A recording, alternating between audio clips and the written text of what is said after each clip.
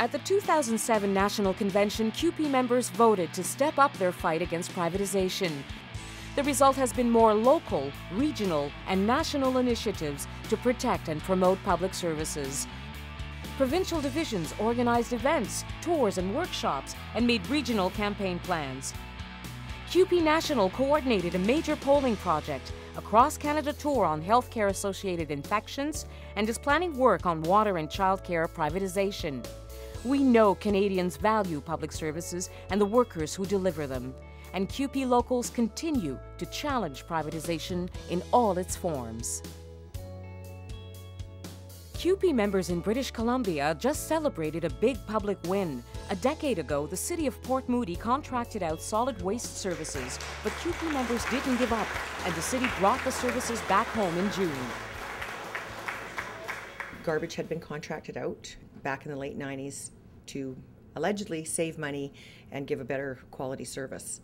Well, we found we're not saving money, and the service has in fact deteriorated. Then it was sold again. The services were contracted to somebody else, and it got even worse, to the point where they had so many complaints they simply had to do something about it. We decided this time around that the best way to do this would be to jointly prepare a report. The proposal that we put forward to have the service delivered by CUPE employees was readily accepted by Council.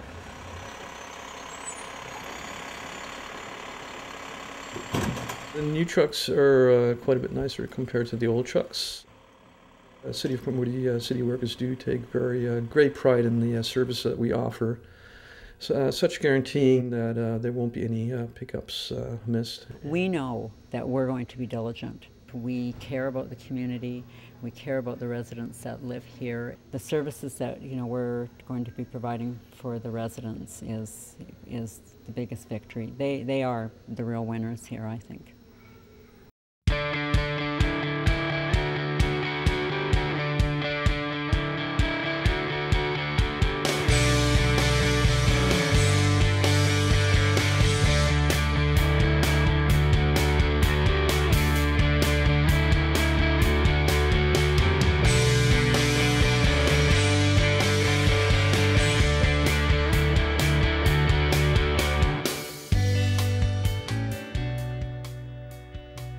2008 ended on a high note for CUPE members in Prince Edward Island. They built a powerful coalition that stopped the government's plans to privatize new nursing homes. It all started when Scott Taylor spotted the threat. If we let them even start getting a foothold in on it, that the domino theory would take place and we'd all be on the choppy block, so to speak, before too long. First thing we had to do was mobilize our own members. There was a meeting held within a week, and the ball just started rolling from there. Well, of course, the people that are employed here were very anxious. So it's going to affect. You can't not think that it is going to affect you, because it is. As soon as we heard about it, we started a campaign, radio ads, and we were out in the public. I guess that's our key: early detection, and get your plans started soon, and get the public on side. There's 2,400 CUPE members across this island. We're strong, and we don't mind stepping up and saying we don't like what you're doing. And the victory, I think it was awesome.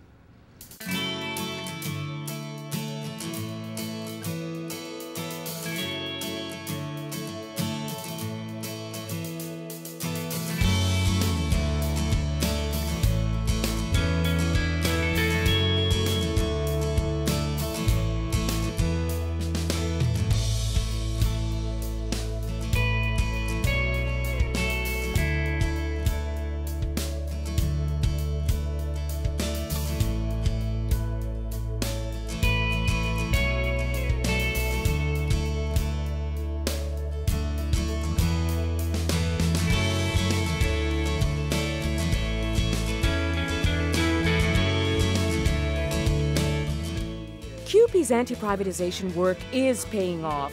As the economic crisis makes it more expensive and risky than ever, governments are backing away from privatization, including in the province of Quebec. CUPE members in Quebec City are optimistic their anti-P3 campaign will stop the privatization of North America's oldest hospital.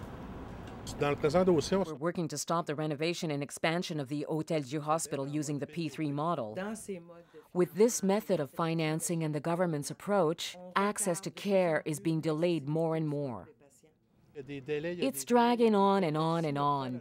If the hospital had been built under the public model in 2008, work would have already begun. Now the project cost has risen to almost $1 billion. The functional and technical plan was produced here by people from here. We had the expertise within the CUPE to carry out this project using the public model. Through our actions, we've created momentum and will continue to step up our efforts. We're using the government's own arguments to fight back, and we're optimistic the government will back down. We've won some small battles, the war isn't over yet, and yes, we will return to the public model. CUPE is ready to face new challenges that will come from the recession. Our economic recovery begins with and depends on strong public services and the workers who deliver them.